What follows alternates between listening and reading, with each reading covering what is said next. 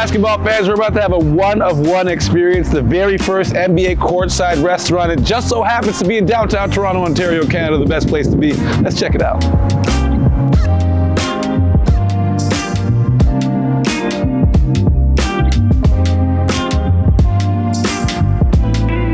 Basketball fans, Akil joined by my good friend Leah MacNab, and I'm very familiar with what you do. But for those who don't know, introduce yourself and your role with the NBA. Sure. So I'm the managing director of the NBA here in Canada, and my job is basically to oversee all of our business and basketball operations in Canada, essentially engage our fans, find new fans, and help them learn to play the game. Talk to me about the inspiration behind the NBA Courtside experience here at the restaurant. We're really excited about this experience because globally, we're a global brand. Our fans around the world really do look at basketball and their interests around basketball and coalesce around a few kind of common topics. So fashion, food, culture, lifestyle. And we thought, a restaurant might be something that's scalable around the world for those 99% of fans that never get to an NBA game. So we thought, let's try something food inspired, but really an experience for fans that they can enjoy. And so this is the first ever NBA Courtside restaurant here in Toronto. The menu is inspired by the globe, just like Toronto is. We think of Toronto as a place where all of the world's people come to live, and we wanted the food to be, reflective of that. Our head chef has, several different cultures from around the world brought into her food, Israeli, Portuguese, and Moroccan flavor infusions. So there's really interesting things on this menu that you don't see in your average sports bar. So what are these signature dishes an NBA fan must try when they are here? I really like the lettuce wraps. I think they are delicious and I will eat them at any meal. So I think I personally have consumed more lettuce wraps than most, but that one I really love. And my husband's favorite thing to eat on the menu is the flattened chicken. It's like a hot chicken sandwich. Now, it is called the NBA Courtside Restaurant, but I imagine because the NBA is always pushing the women's game, this is the home for WNBA basketball as well. When WNBA games are on TV, they will be here. Folks can experience them live as well. And we actually are going to do our reception before the WNBA game here in Toronto at this location and change out some of the elements for that one day. This is a celebration of fandom. So if you are a basketball fan, whether you're a fan of the women's game or the men's game, you're going to have things here to experience that you're going to love. Over time, we'd love to add more merchandise to the merchandising area. So there is some WNBA merchandise in there right now. And then again, live games when they're on, drafts, all of the events around the W will be carried here. Let's talk about the style, the art, the history, the pieces you guys have put together here. Talk about that because this is by far my favorite restaurant just based on the art and the aesthetic that you guys have infused this building with. We wanted it to be an experience. So we wanted an NBA fan to be able to come here and really understand the fan journey. So from, being a kid in your driveway, dreaming of making it to the NBA, all the way through making it to the court, being in the league, and then being in the Champions Lounge, which is where we are now. Throughout the entire space, you're going to see elements of pebble grain. You're going to see sort of those if you know type of pieces. So, on the wall behind us is the 4 bouncer, and that is really a nod to that, wonderful moment where Kawhi hit a shot that was unlikely to go in, and it went in. And there are all these Easter eggs for fans to discover and enjoy, and they're built in such a nice way that you can experience not just the food, but also the decor. Yeah, I think one of my favorite decor elements is some of the tabletops are actually hardwood courts from different courts throughout the NBA, and there are QR codes to signify which court is which, right? Yeah, you can go to the QR code, find out which court it was, see highlights from it. It's a very cool experience. And if you're here, you're lucky enough to catch a live game, there's televisions throughout as well. So you can experience the game while you're having the food, or you can come at an off hour like this and just really have time to go through each of the elements. All right, 15 Queens Quay East, the intersection of Yonge and Queens Quay is where every NBA fan needs to be during the playoff stretch for the best place to watch NBA playoff basketball. That does it for me. We'll see you next time, maybe here at NBA Courtside.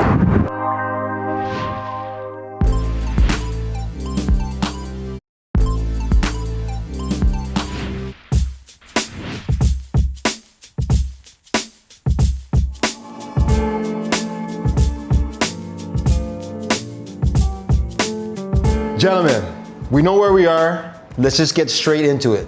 Summertime, we're taking off for the summer. Let's go back and look at these clips during the year. I think this is the first time in my life where I've looked at the top 3 seeds in a conference and said, no. They're not taking it. None of them, Right? yeah. I don't look at Memphis, I don't look at Denver, I don't look at Sacramento and say that any of these teams are going to be there in the conference finals.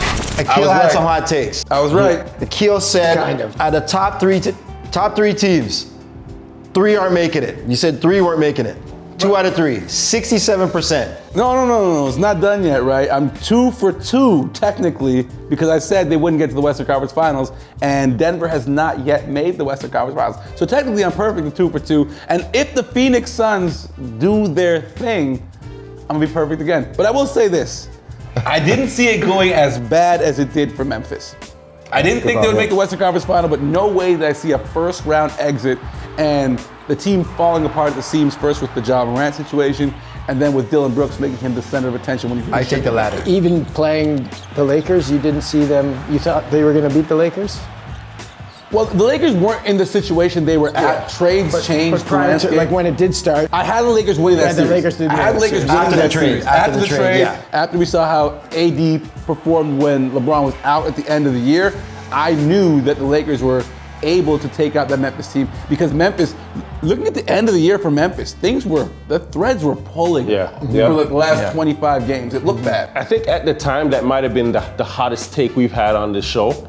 But in hindsight, when you really look back, 2 of those teams, the 2 teams that are eliminated, they don't really have playoff experience. Exactly. Right? So, and Denver is the one team where you're like, okay, and you see how they're playing now, there's a vast difference between, those regular season teams and Ja Morant and Dylan Brooks, and they had a chip on their shoulder, they're rocking, they're jiving, and then obviously Sacramento. The regular season is like a 100-meter dash, right? They're the first out, they're getting up and down. But when you get to playoffs now and the play-in situations, then that's where the experience comes into play. So at the time, I think we probably overlooked that, but Sacramento was as close as you can get to going up 3-2 in that series. That timeout that was called that they didn't have gave Sacramento a chance to win the game at the end to go up 3-2, and who knows what happens if the series shifts that way. I know that they didn't make the Western Conference Final, but I was still impressed that they were able to maintain their top 3 position and play as well as they did in the playoffs. Because you said Memphis doesn't have the playoff experience, but they did put out the Golden State Warriors in a play-in. They won 2 play-in games a couple years ago. They were gearing up for a bit of a better run this year over the last couple of years. They start to smell themselves a bit. But Sacramento didn't have any playoff experience whatsoever, obviously, and I thought that they played really well in that first round. I need your picks for the Western Conference champions. We're documenting this. I'm going Denver Nuggets. I'm taking the Denver Nuggets. I like the cohesion that they've built. I'm going with Golden State Warriors. Really? What? Yes. They got a championship pedigree. Something's wrong there, though. Something's wrong They with might not everybody make right the now. playoffs, Javon.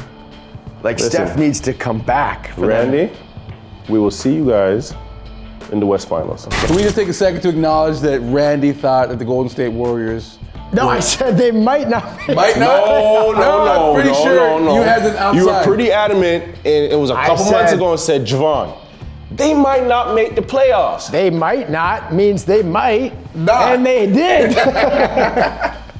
So that was off. Randy, you took Denver. Yeah, Great Still call. happy with that, even though it's getting a little dicey. I think Denver. No, that's a great Denver pick. That's has a great been, call. I think, the most solid team in the playoffs so far, just because just their consistency and the way they've been playing. And look, the regular season clearly does not matter. No. Like, look at how well, as good as Jokic was during the regular season, look at how much better he is now in the playoffs as well. Like, it's Oh, he is? crazy. He's playing better? You're kidding. Yeah. Well, I'll say this, we didn't have this version of the Phoenix Suns to talk about when we originally shot those episodes. No. And I think that would have changed the conversation a lot. This Suns team is dangerous, but I'm probably going to lose going 3 for 3 because I think the Suns need a little bit more time, a little bit more seasoning, and a little bit more time to mesh Kevin Durant and Devin So Booker. right now with CP out of the equation, They're playing better. they're playing better. And I think for Devin Booker, right now he has free reign, full complete autonomy to drive this team. So I'm not too certain that they need much more time because you've taken one of those 3 big stars out of that equation there. Great call so far, Golden State. We're not going to go back to your Brooklyn pick.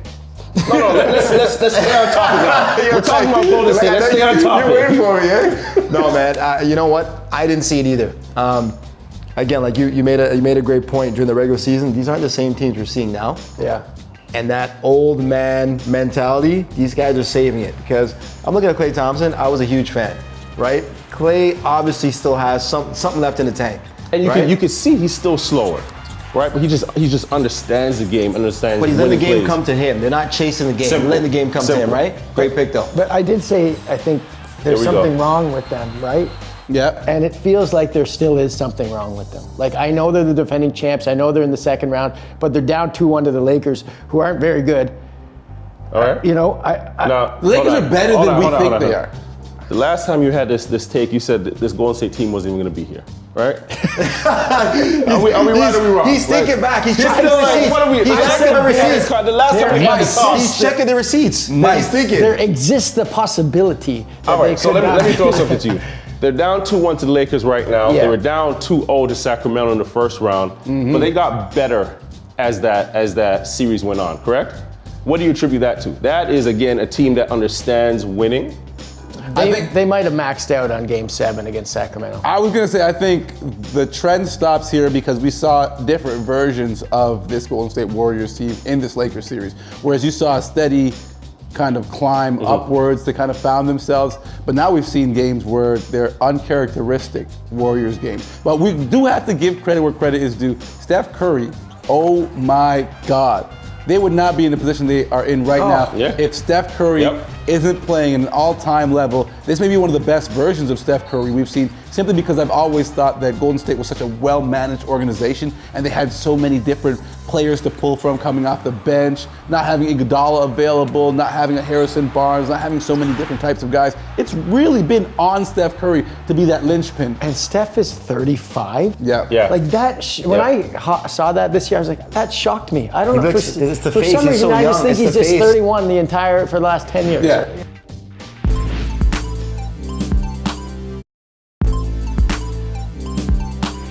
Quick question, because guys in the barbershop, we've been arguing all week.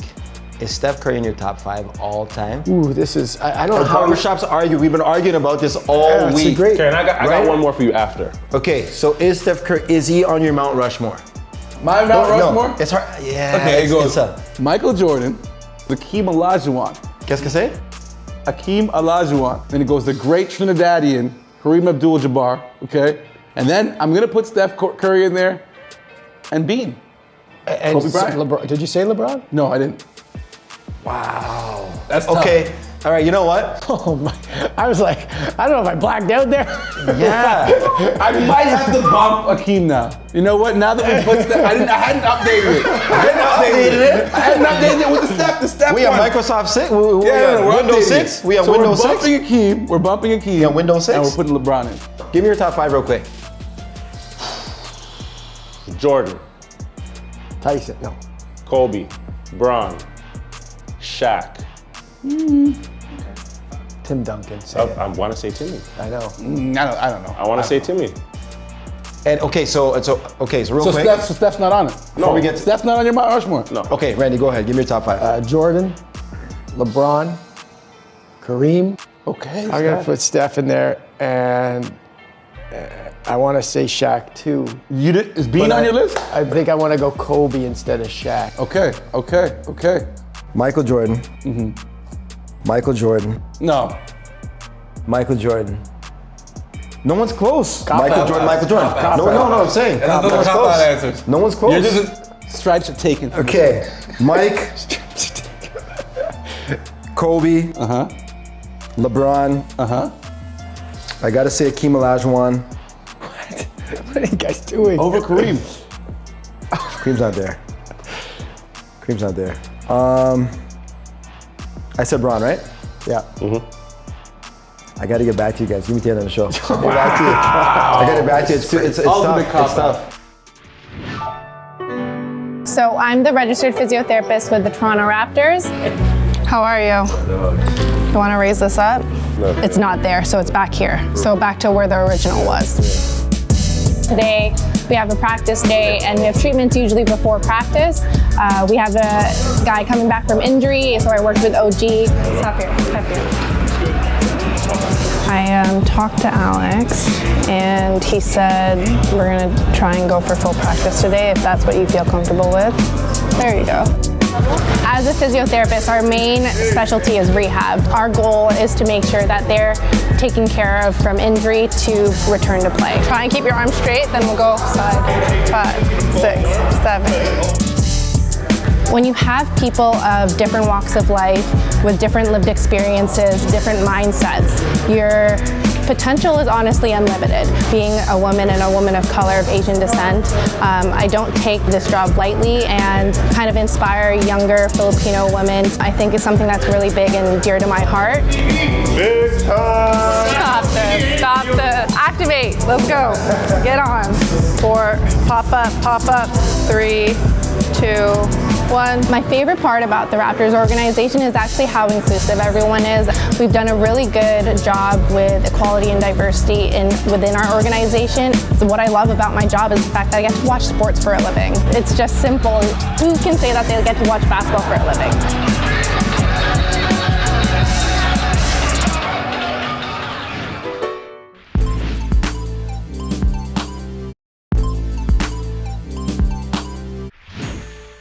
First half, like, tell me, who do you think is like bomb? Like, you know what we thought was gonna be amazing?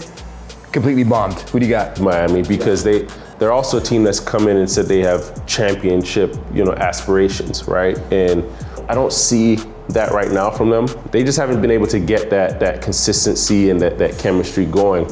I don't know if they have it. I don't think so. And coffee beans aren't working. Bill Russell. So you're getting us back on track by going back to the old argument we were having. I don't need till the end. Bill Russell, it's over. So with that being said, listen, at the end of the day, it's 11 out of 13. All right, going back to the East. We talked about the West. Egg on all of our faces. Jimmy Butler. Again, you guys made great points. That episode. I don't remember clouding him too Listen, I'm mad enough to say they weren't a regular season team this year. And you look back last year, there was so much expectation from them. And then even up until the play-in this season, do you remember how Atlanta handled them convincingly? Nobody was talking about that. Right, so even up until that point, this Miami team wasn't much of a conversation. But then Jimmy Butler happened. Playoff Jimmy happened. So they've proven to be more of a playoff team. And I also think right now is that experience plays a factor again. We spoke about it earlier. I think this is fool's gold. I think this whole Miami thing is fool's gold. I think they did a great job taking out a Milwaukee team that was not ready to play with a hurt Giannis. I think they drew a great matchup with the Knicks, who kind of Or pretenders. Hey, guys. Honestly, they don't know who they are. Guys, don't get kicked out of the barbershop. Pull it back in. So this is like the ultimate path to success for them. I have a lot of questions about how Pat Riley has built this team, wasted money on Duncan Robinson. But Duncan's playing now, though. He's playing now because Tyler Hero's hurt. They got no shooters. But listen, it's a matter of if you can't do it during the regular season, now you're in there, you're doing it when it counts. Well, this is why, when I'm going back to what I said, the regular season seems to mean less and less to me every year. Yes. And Jimmy Butler was not an all-star this year. Yeah. What does that even like? He's a top 5 player in the NBA. Right now. He's a top 5 player in the NBA and wasn't an all-star. The regular season's garbage. Where are we supposed to evaluate players? Are we supposed to evaluate them in the playoff portion of the season, or are you evaluating players in the regular season? If Embiid and the Sixers lose to Boston in the second round and Denver wins a championship, who's your MVP? Like, can you say that Embiid's the MVP? Like, I don't know how you can say that. Okay, I say we roll.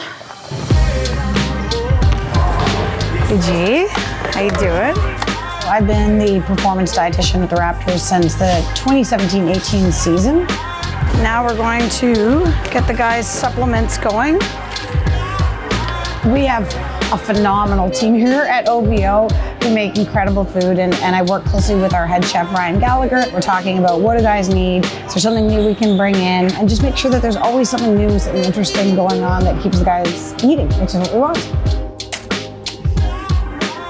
So game night in some ways is like a practice day where I'm making sure that the guys' hydration needs are met so that they have the right drinks that are customized to them. Everybody has their own shake that they want. Some guys don't want a shake, but we work with them to try to get them what they need. 3 down. You know, I've worked in pro sports spaces where I was the only female, in the space. I'm part of the first generation of nutrition professionals working in the NBA. We've actually built an association now. I'm actually chairing that association, the first one we've ever had. These were part-time jobs for pretty much every dietitian in the league to start, and they're now growing into full-time jobs, into jobs where they're fully integrated on game days, practice days, off-season, you name it. And I think that's the key, is that when you're integrated with the whole organization, you have the chance to make a much bigger impact, and that's what I'm enjoying being part of. That's it. That's all the smoothies. All done. Go home.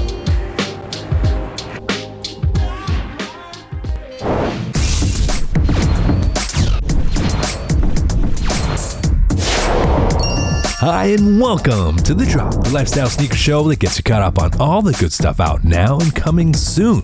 I'm your host, Joe, aka Joe is the New Black. Time for some fun. Let's go. Here's an interesting collab. Nike is set to drop these Jarritos Nike SB Dunk Lows. Yes, the popular fruit-flavored Mexican soda inspires many of the details on the shoe, including overlays that are based on the original canvas bags used to gather fruit for the drink flavor. The shoe features citrusy colors and the iconic Little Jugs logo on the lateral side of the upper, co-branding on the tongue and heels, and a fresh green swoosh. Here's a unique feature. Underneath the canvas parts, when they're worn away, reveals a bright pop of safety orange. This shoe is making me thirsty. Converse is set to drop the legendary Weapon High Top in this special Fragment Edition colorway. Yes, artist and streetwear legend Hiroshi Fujiwara puts his own spin on the iconic shoe made famous by Magic and Larry Legend. Now, the shoe features a mostly white upper with hits of black and Fragment's royal blue, vintage off-white midsole, and black outsole. It's got minimal branding outside of the familiar Bolt Fragment logo embossed near the heel. Killer. Jordan Brand is set to re-release a classic. The Air Jordan 4 Thunder is set to drop on the 13th. Yes, the coveted colorway returns with its mostly black upper with contrasting pops of Tour Yellow. The shoe features the Jumpman logo on the tongue and heels, a yellow midsole, a visible air window, and the famous Wings lace eyelets that let you customize your lace setup. The Air Jordan 5 is coming soon in this craft colorway. The shoe features an overall sand-colored upper made of canvas and this very nice textured suede. It features the Jumpman logo in safety orange on the tongue, a white midsole with visible air unit, and translucent icy blue outsole. And finally, check out these Air Jordan 1s in this next chapter colorway, aka the Air Jordan 1 Spider-Verse. Yes, inspired by the ones Miles Morales wears in Spider-Man Across the Spider-Verse, the shoes are a fresh take on a classic Chicago colorway with a mix of materials like leather and suede and subtle variations of red tones and comic color patterns, inspired by the different universes that come together in the film. And that's it for this week's episode. So many kicks, so little time. We'll see you next time with more good stuff on The Drop. Thanks for watching.